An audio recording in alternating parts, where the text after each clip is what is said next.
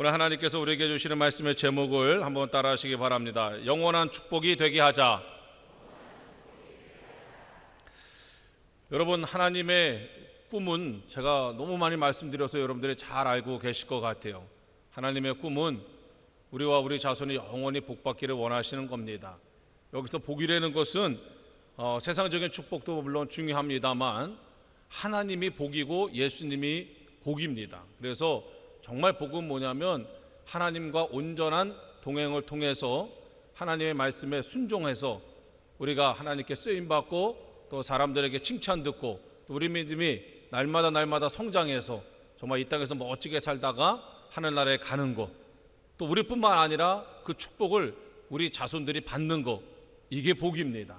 저는 새벽마다 여러분들을 위해서 기도할 때 다른 기도보다도 건강과 사업과 직장과 이런 모든 기도보다도 제가 제일 먼저 우리 성도들을 위해서 기도하는 것은 이 내용입니다. 하나님, 우리 성도들이 멋진 삶 살게 해주세요. 정말 하나님과 온전히 동행해서 하나님께 쓰임받고 또 칭찬 듣고 그래서 믿음이 성장해서 이 땅에서 멋있게 살다가 하늘나라 가고 그 자손들이 그 축복을 꼭 이어받게 해주세요. 이게 저의 기도입니다. 그러면 이제 우리의 관심은 어떻게 하면 하나님이 나에게 주신 이 축복을 나로 끝나지 않고 예수님이 이 땅에 다시 오는 그날까지 우리 자손들이 잘 이 축복을 누리게 할까? 그러기 위해서는 아주 쉽게 얘기하면 딱 두 가지 잘 하시면 됩니다. 하나는 뭐냐면 받은 축복을 잘 사용하고 그 다음에는 우리 다음 세대에 잘 전달해 주는 겁니다. 그러니까 받은 거를 소중히 여기고 그걸 잘 사용하고 그 다음에 다음 세대에 전달해 주는 거예요. 그러니까 우리가 받는 것도 두 가지고 전달하는 것도 두 가지입니다. 우리가 받는 거 한 가지는 우리 세상적인 축복이고 이거보다 더 중요한 축복은 믿음입니다. 이 두 가지를 우리가 받은 거예요. 그리고 우리는 이 두 가지를 다음 세대에 물려줘야 됩니다. 그런데 다 이 마음은 누구나 다 있죠. 이 마음 없는 사람이 어디 있겠어요? 다 누구나 내가 받은 축복 소중하게 여기고 내가 기도하고 원하는 것은 이 축복을 더 크게 만들어서 우리 다음 세대에게 주는 거, 이거 원하지 않는 사람이 누가 있겠어요? 그런데 우리가 그것을 위해서 열심히 일하지 않습니까? 열심히 일하고 애쓰고 수고하는데 아차 잘못하면 우리가 소중하다고 생각하는데 그것만이 아니라 그것보다 더 소중한 것을 놓칠 때가 있다는 거예요. 그래서 우리가 믿음과 세상적인 축복 두 가지가 다 소중하지만 특별히 세상적인 축복이 훨씬 소중합니다. 이걸 굳이 따지자면 이런 거죠. 나무 한 그루를 우리가 축복이라고 생각할 때 그 나무를 크게 둘로 나누면 뿌리와 그 다음에 가지가 있습니다. 가지는 눈에 보이고 가지는 아름다워 보이고 가지는 좋아 보여요. 그러나 그 가지는 뿌리가 없이는 아무 의미가 없습니다. 우리에게 있는 두 가지 축복, 세상적인 것과 믿음은 뿌리입니다. 눈에 보이지 않아요. 잡을 수도 없어요. 그러나 이 뿌리가 없으면 가지는 죽게 돼 있어요. 가지가 아무리 싱싱하고 풀어도 뿌리가 죽은 가지는 시간이 지나면 지날수록 이제 말라 비틀어집니다. 그러나 반대로 지금 가지가 좀 연약하고 병들어 있는 것 같아도 뿌리가 건강한 가지는 결국은 살아나게 되어 있습니다. 오늘 우리 두 손에 하나는 세상적인 축복이 있고 하나는 믿음이 있어요. 우리가 다음 세대에게 물려줄 때 둘 중에 다 중요합니다. 그러나 세상적인 것보다 믿음을 더 중요하게 생각해야 돼요. 그리고 물려줘야 됩니다. 그러면 내가 지금 물려주는 세상적인 거가 아주 작은 거라도 우리 다음 세대에 가서 얘가 풍요로워질 수가 있어요. 그런데 반대로 내가 세상적인 걸 지금 많이 가지고 있어요. 근데 이것만 귀중한지 알고 이것만 열심히 물려주고 믿음을 소홀히 여기고 믿음을 물려주지 않으면 이것은 지금은 엄청나게 크지만 다음 세대 갈 때마다 이거는 엄청나게 줄어들고 나중에는 남는 게 없어져 버립니다. 오늘 성경에 너무너무 안타까운 사람의 이야기가 나와요. 저는 이 말씀을 준비하면서 저 자신에게도 다짐하고 우리 모든 여기 많은 분들이 오셨는데 여러분들도 꼭 결심해야 될 게 있습니다. 우리 일단 한번 따라 하실까요? 나는 절대 이렇게 살지 않는다. 오늘은 그런 각오를 가지고 들으셔야 돼요. 나는 절대 이 사람들처럼 살지 않는다. 왜? 이 사람들처럼 살면은 나도 불행해질 뿐만 아니라 우리만 바라보고 있는 우리 다음 세대가 다 불행해집니다. 그래서 오늘 말씀이, 우리가 여호수아를 계속 공부하고 있는데 오늘 말씀이 뭐 땅 가르는 얘기, 되게 재미없는 얘기 같아요. 그러나 이 안에 엄청나게 중요한 하나님의 메시지가 들어 있습니다. 오늘 그 주인공, 인생에 아주 불행한 삶을 살았던 주인공, 이 사람들 때문에 그 자손이 완전히 하나님의 축복에서 멀어질 뿐만 아니라 정말 엄청나게 어려운 삶을 살게 만들게 했던 그 주인공은 에브라임과 므낫세 지파의 리더들입니다. 이 사람들은 그럼 어떤 삶을 살았길래, 도대체 그 윗대로부터 뭘 받았길래 이렇게 그 자손 만대에 정말 좋지 않은 이름으로 남게 됐을까? 이분들은요, 어마어마한 축복을 받았어요.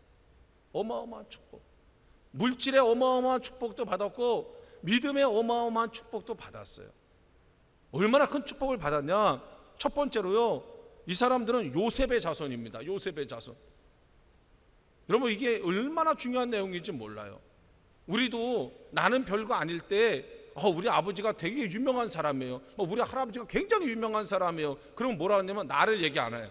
우리 할아버지가 이런 분입니다. 그럼 사람들 다 그러세요? 다 이렇게 얘기하는 거예요.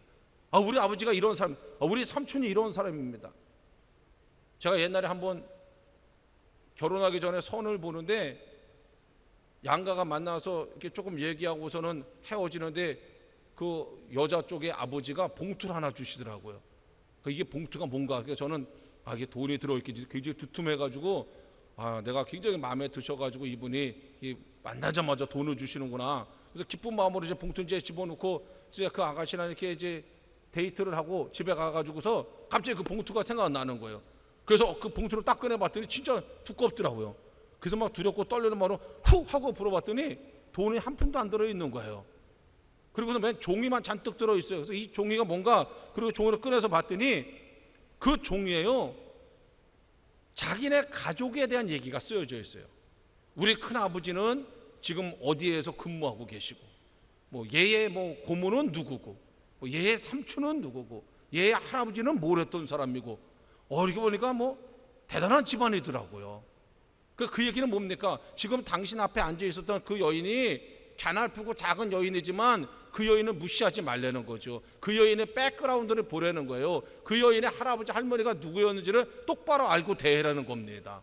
오늘 이 에브라임과 므낫세 지파 사람들이 그런 사람들이었어요. 너희들 날 무시하지 마. 우리 조상이 요셉이야. 요셉 알지? 그 당시 이스라엘에서 요셉을 모르는 사람이 없고요. 그 당시 이스라엘 모든 사람들은 굶어 죽을 뻔했는데 누구 때문에 살았어요? 요셉 때문에 살았어요.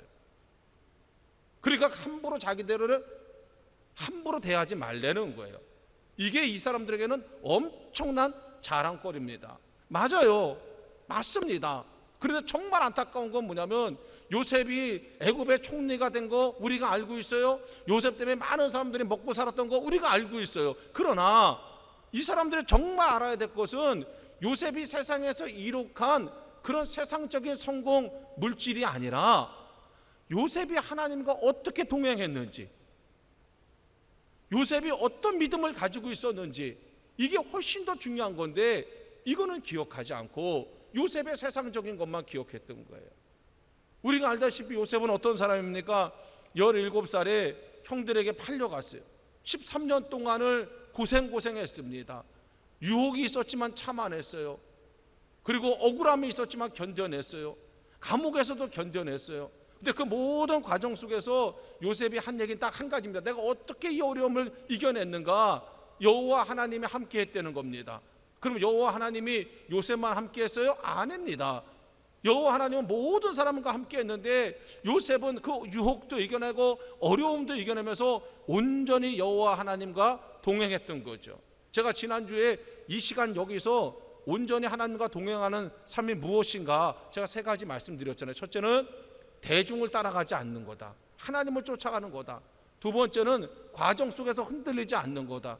마지막 3번째는 마지막 결과 끝까지 잘하는 거다. 요셉이 그렇게 살았어요. 그래서 요셉은 애굽의 총리가 돼서도 흔들리지 않았어요. 애굽의 총리가 돼서도 권력을 누린 게 아니라 그 권력을 가지고 하나님이 주신 축복임을 알고 그것을 백성들을 위해서 잘 사용했어요. 그래서 요셉이 된 겁니다. 그런데 요셉의 후세들 에브라임과 므낫세는 그 요셉의 그 어려운 가운데서도 믿음을 지키고 여호와 하나님을 온전히 쫓으면서 얻은 축복임을 모르고 그저 그 축복만 생각했던 거예요. 그리고 우리가 그 자손입니다. 그러니 우리를 함부로 대하지 마세요. 이렇게 얘기한 거예요.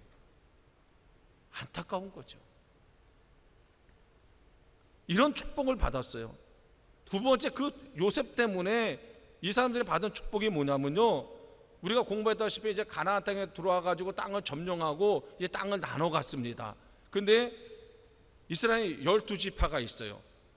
그 중에 이제 예배를 담당하는 지파는 땅을 받지 못했어요. 나머지 11지파가 땅을 나눠 갔는데 한 지파가 한 군데씩 나눠 가졌어요. 그런데 유일하게 요셉의 자손들은 에브라임과 므낫세로 나눠서 땅을 받았어요. 그러니까 다른 집안은 한 군데씩 받았는데 이 사람들은 두 군데를 받은 거예요. 누구 때문에? 요셉 때문에. 그런데 이거를 정말 축복으로 여기지 못했어요. 그뿐만 아니라 그럼 이 사람들이 받은 땅은 뭐냐? 다른 지파는 하나씩 받았는데 이 사람들은 두 개를 받았으니까 어디 저 변두리를 받았나 보다. 그렇지 않아요. 이 사람들이 받은 땅은 뭐냐면요, 엄청나게 넓고 엄청나게 좋은 땅을 받았어요. 제가 지도 하나 보여드릴게요. 한번 보세요. 이 지도를 보시면 이 지도가 여러분들 좀 보일 텐데 이 지도가 그 당시 11지파가 땅을 나눠 가진 지도입니다.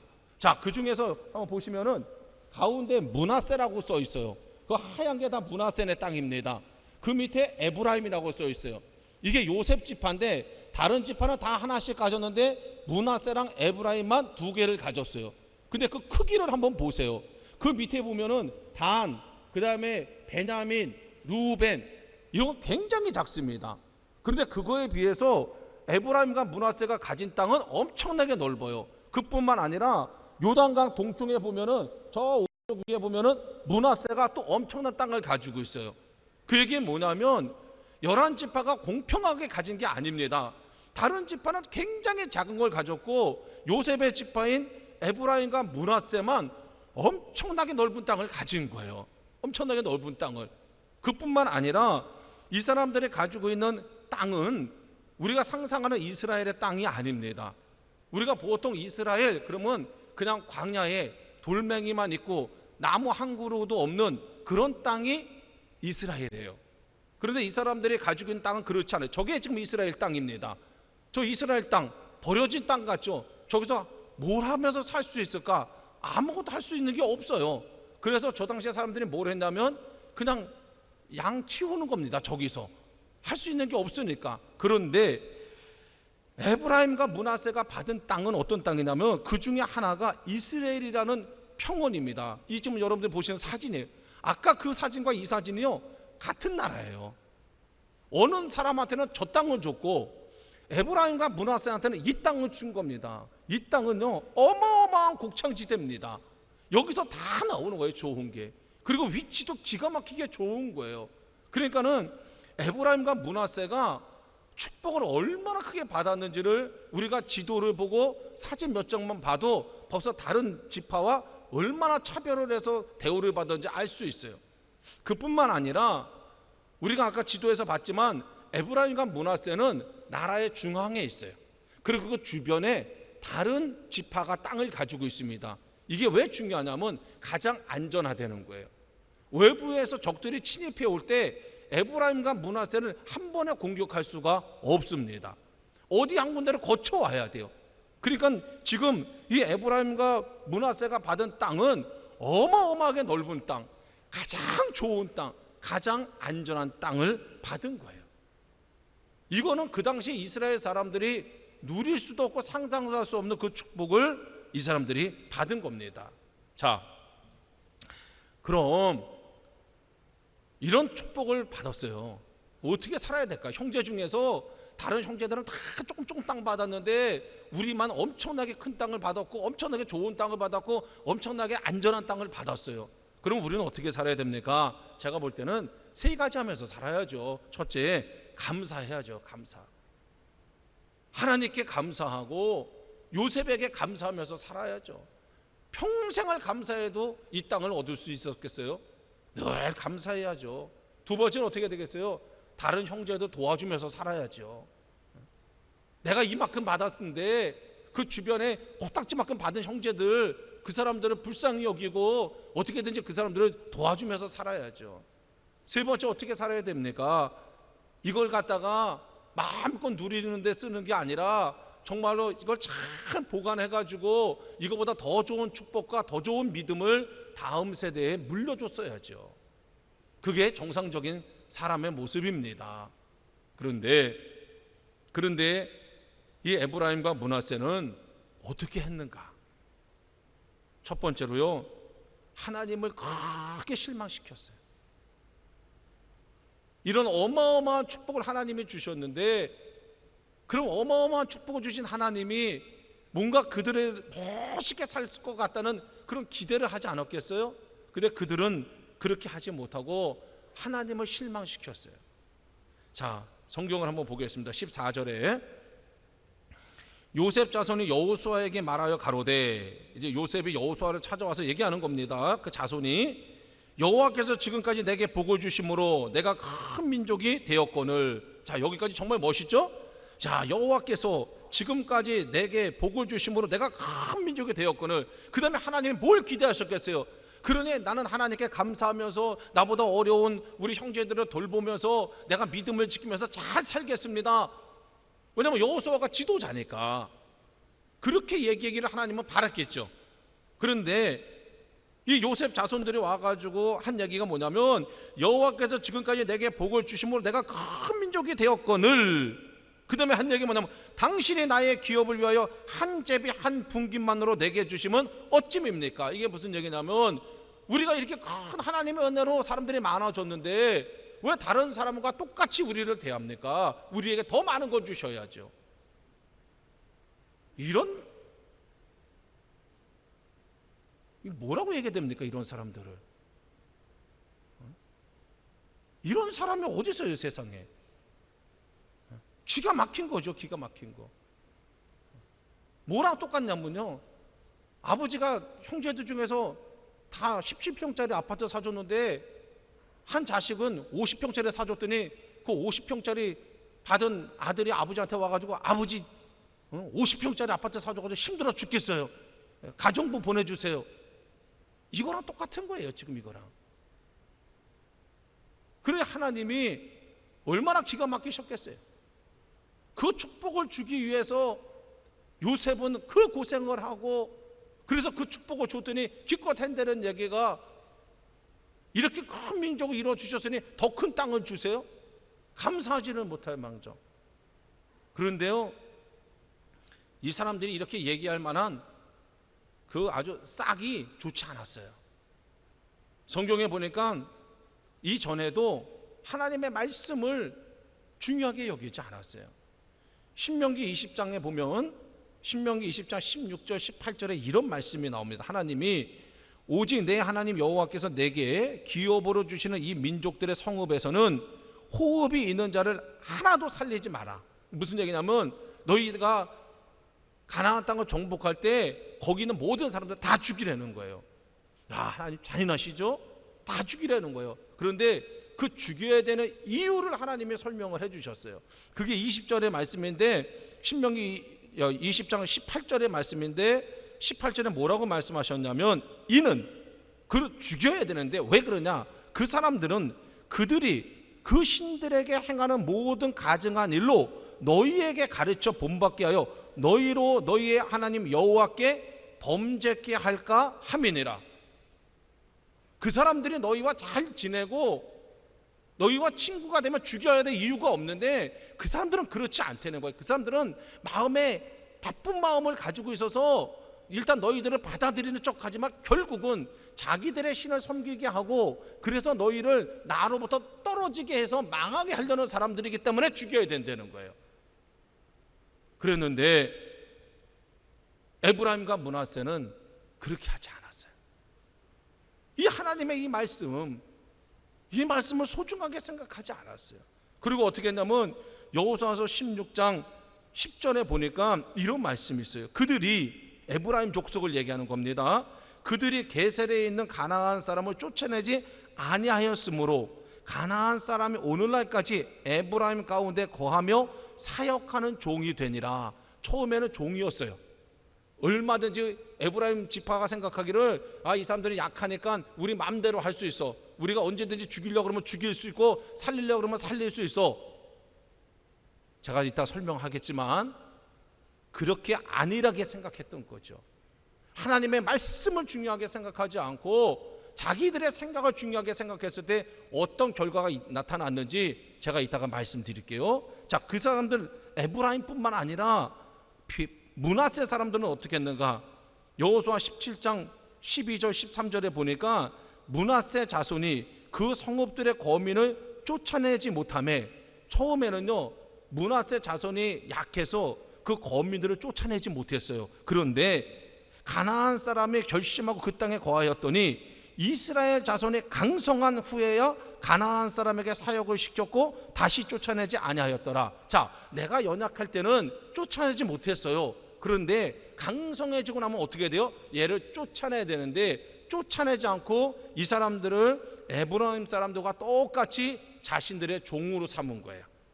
하나님의 말씀, 너는 그들을 쫓아내야 된다. 왜? 그들이 훗날 너희들을 꼬드겨가지고 나를 떠나게 하고 그것 때문에 너희들은 분명히 망하게 될 거니까 지금 그 사람들을 보지 말고 그 사람들을 쫓아내야 된다. 그렇게 말씀하신 하나님의 말씀을 지키지 않았던 거예요.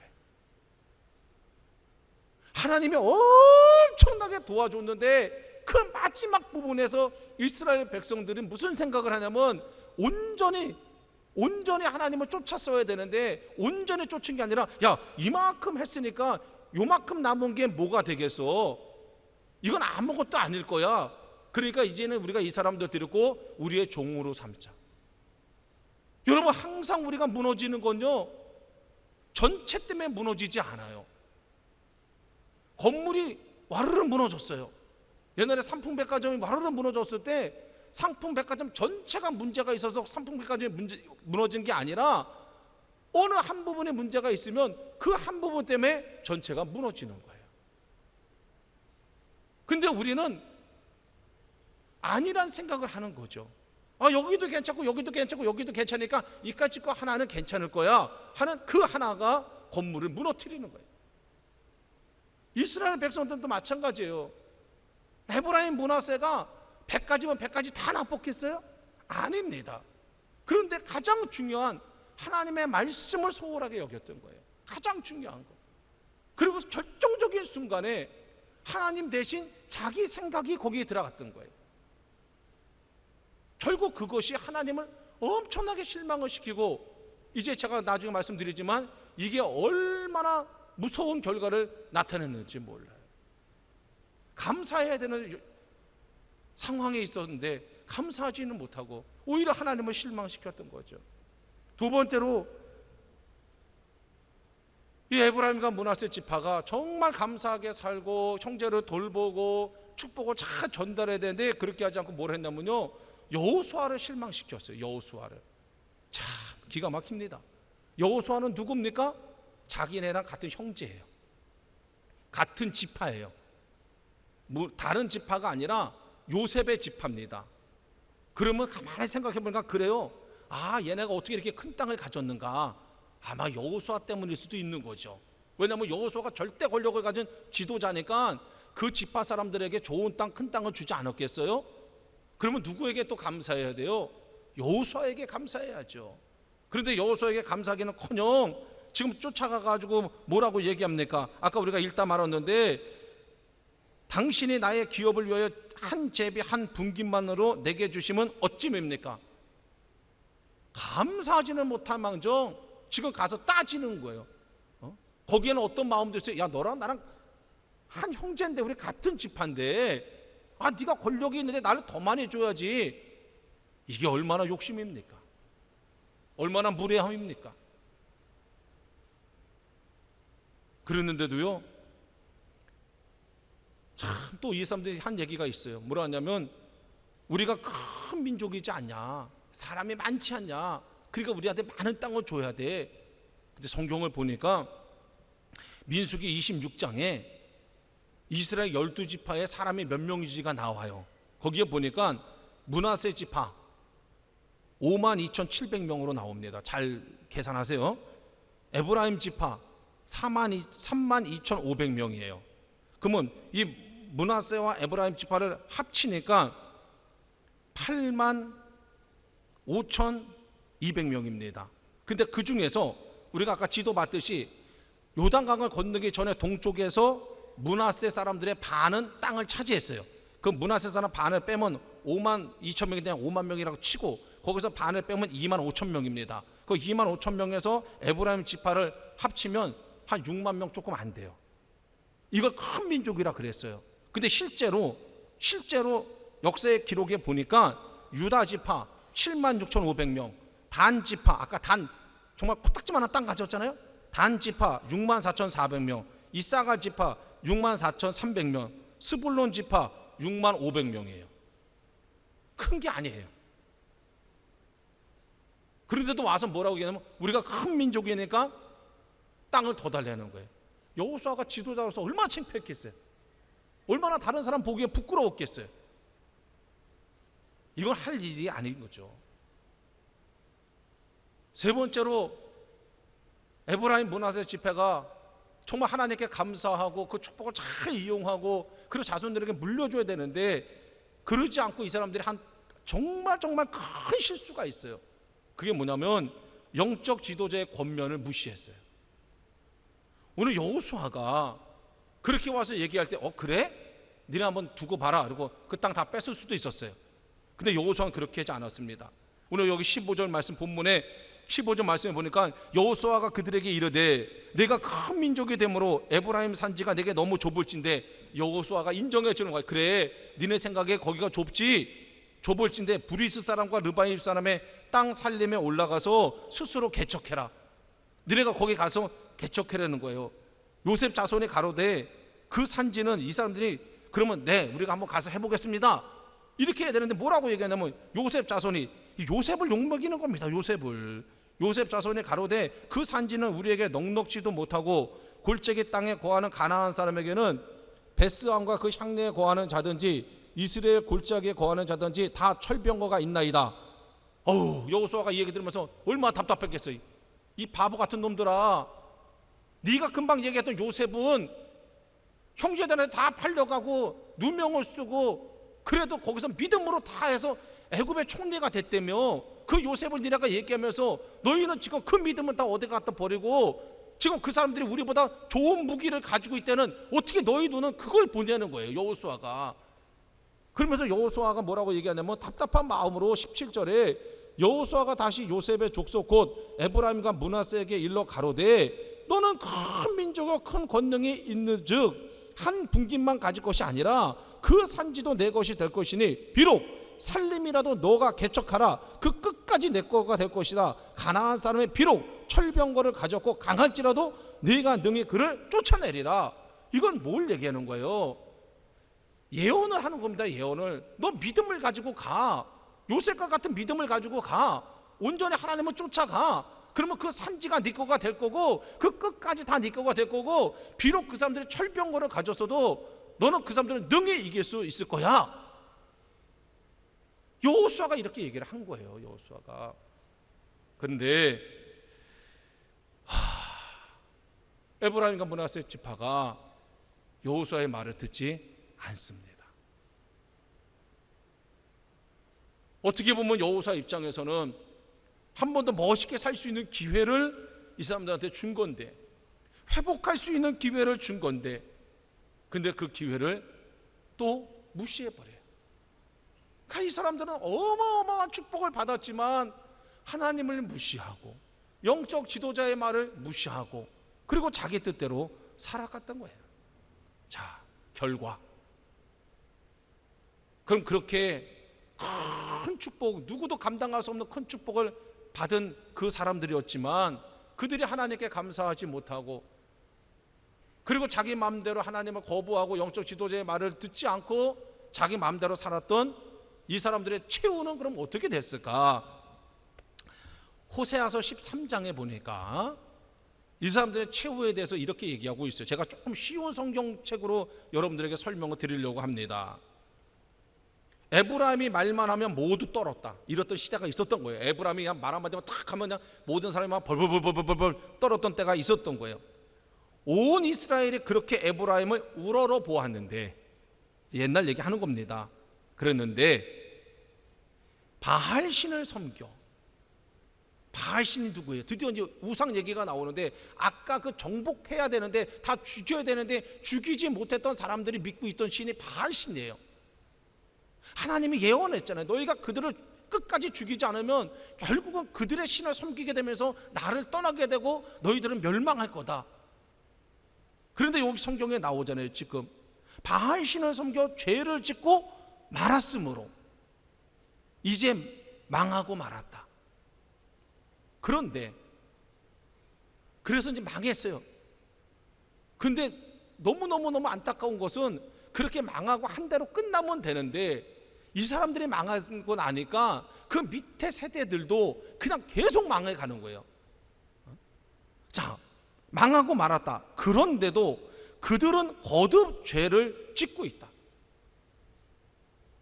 은을 녹여 거푸집에 부어서 우상들을 만들었다. 제주껏 만든 은신상들, 그것들은 모두 상호업자들이 만든 것인데 그들은 이 신상 앞에 제물을 바치라고 하면서 송아지 신상들에게 입을 맞춘다. 그러니까는 이 사람들이 한 대만 끝난 게 아니라 한 대가 잘못된 길을 가니까 그 다음 대가 계속해서 우상을 섬기면서 엉망진창으로 살게 된 거예요. 그래서 이 사람들의 현재와 미래를 이렇게 표현하고 있습니다. 뭐라고 얘기하냐면, 그러므로 그들은 아침 안개처럼 되고, 아침 안개 어떤 건지 아시죠? 정말 앞에 안 보일 정도로 됐지만 어느 순간에 확 없어지는 아침 안개가 되고, 이른 새벽에 사라지는 이슬처럼 될 것이다. 타작마당에서 바람에 날려나가는 쭉정이처럼 되고 굴뚝에서 나오는 연기처럼 될 것이다.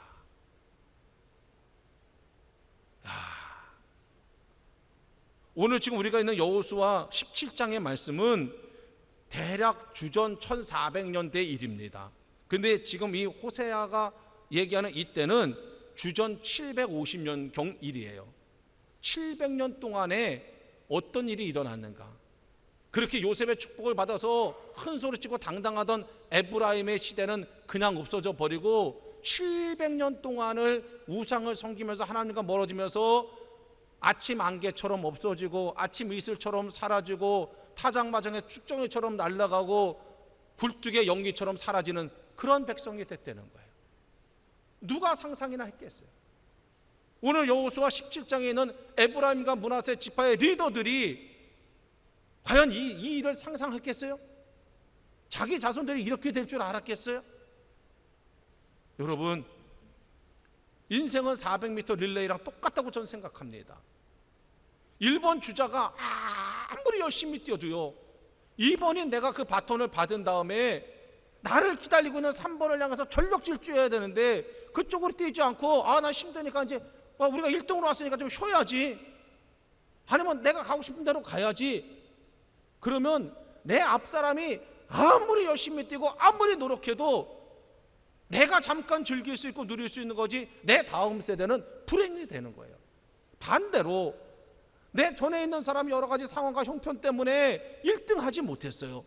그래도 내가 마음을 다잡고 그걸 붙잡고서는 다음 선수를 쳐다보면서 우리 다음 세대 쳐다보면서 열심히 뛰어나가면 그 다음 세대는 축복의 문이 열려있는 줄 믿으시기를 축원합니다. 이래서 중요한 게 뭐예요? 요셉이 중요한 게 아니에요. 지금 에브라임과 므낫세 지파의 리더들이 중요한 거지 요셉의 화려함이 무슨 의미가 있습니까? 오늘 우리가 정말 좋은 예배당에서 예배 드리고 있어요. 정말 한국에 이런 좋은 예배당을 가지고 있는 교회가 몇 개나 되겠습니까? 그러나 이 예배당에 여러분들의 다음 세대는 지금 뭐 하고 있습니까?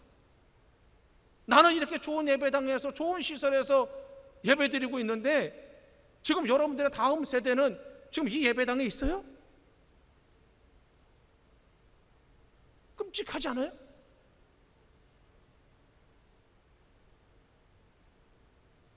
오늘 우리가 에브라임과 므낫세와의 같은 길을 가고 있지는 않은지,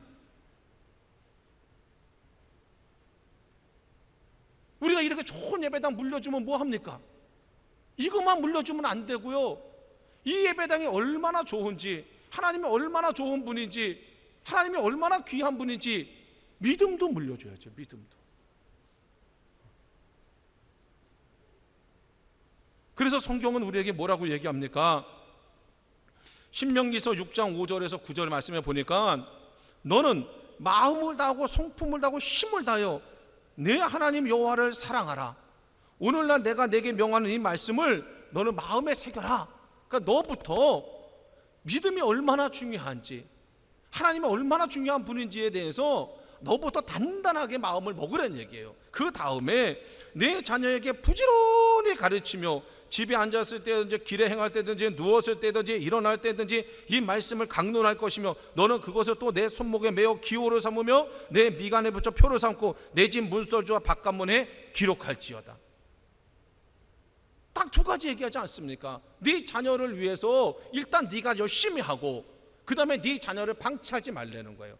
세상 속에 놔두지 말라는 거예요. 철저하게 신앙적으로 가르치고 신앙적으로 권면하려는 거예요. 근데 우리는 세상에서 우리 자녀가 잘 되면 그걸 막 자랑합니다. 영적인 생활 하지 못하는 것은 숨기고 가려요. 창피하니까. 안 돼요. 한국교회 요새 부흥이 안 된다고 막 얘기합니다. 한국교회 왜 부흥이 안 됩니까? 우리 부모님 세대 그분들은요 믿음을 목숨처럼 여겼어요. 결혼할 때 제일 먼저 본 게 신앙이고 종교였습니다.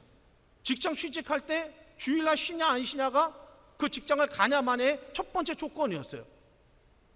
모든 우선순위에서 첫 번째가 종교였고 믿음이었어요.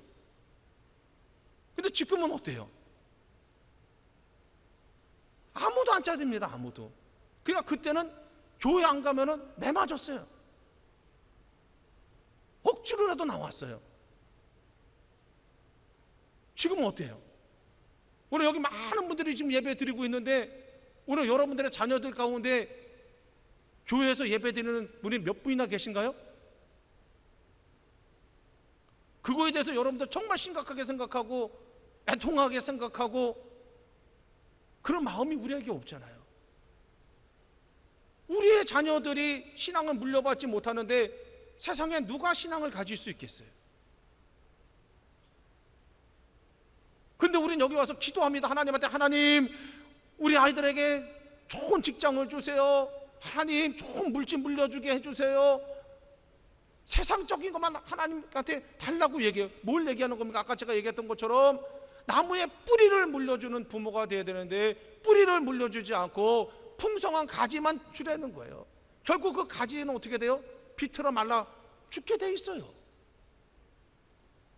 그래서 오늘 성경은 뭐라고 합니까? 네 자녀에게 부지런히 가르치며 집에 앉았을 때든지 길에 행할 때든지 누웠을 때든지 일어날 때든지 이 말씀을 강론할 것이며 너는 그것을 내 손목에 메어 기호를 삼으며 내 미간에 붙여 표를 삼고 내 집 문서주와 바깥문에 기록해라는 거예요. 사랑하는 성도 여러분, 정말 오늘 말씀이 얼마나 중요한 말씀인지 몰라요. 예수님이 이 땅에 오셔서 십자가에 죽으심으로 우리에게 축복의 문을 열어주셨으면 우리는 그걸 정말 소중하게 생각하고 우리 자녀들에게 그 축복을, 가장 중요한 축복을 우리가 물려줘야죠. 세상적인 축복 중요합니다. 그러나 믿음이 없는 세상적인 축복은 이건 우리에게 저주가 될 뿐입니다. 그건 형제들끼리 싸움을 일으킬 거고요, 재산 싸움을 일으킬 거고요, 그건 불 보듯이 뻔해지고 마는 거예요.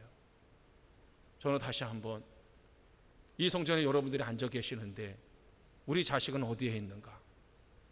내가 하늘나라에 갔을 때 내 자리에 우리 자녀들이 여전히 앉아서 하나님의 말씀을 배우고 하나님과 온전히 동행하는 삶을 과연 살 수 있는가? 한번 잘 생각해 보시고 다시 한번 내가 가장 중요하게 해야 될 일이 무엇인지, 정말 어렵게 내가 축복의 문을 열어놨는데 어떻게 하면 이 축복이 우리 자녀들에게 더 큰 축복으로 될 수 있는지, 정말 하나님께서 여러분들 다시 한번 초청하실 때 여러분들 하나님의 말씀을 가볍게 여기지 마시고, 영적 지도자의 말을 가볍게 여기지 마시고, 여러분 꼭 결단하셔서 원하기는 이번 설교를 통해서 여러분들의 자손들이 오늘 호세아서에 나오는 이렇게 안개처럼 사라지는 자손이 아니라 정말 깊이 뿌리 박아 하나님의 큰 축복을 누리는 자손들이 꼭 되시기를 주의 이름으로 축원합니다.